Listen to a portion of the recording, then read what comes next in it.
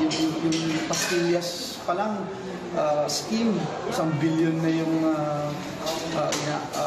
ina-anticipate na at least na corruption na nangyari.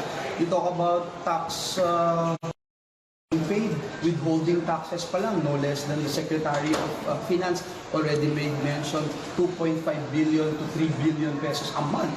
And you're only talking about withholding taxes. And then the BIR official during our hearing made a statement na at least 50 billion pesos ang hindi nababayaran Luis pag co-compute mo yung corporate income tax, value-added tax, yung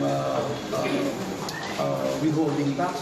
And then, there's an issue of franchise tax. I think it's very important na ma-tackle natin yun. No? Bakit hindi nagbabayad ng franchise tax yung mga offshore gaming na companies ng POGOs? Ang kanilang paniniwala, hindi kasi sila nag-ooperate daw dito.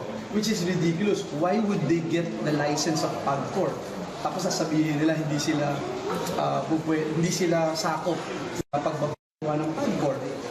Sinong kakampi ng POGO? POGO o the Republic of the Philippines?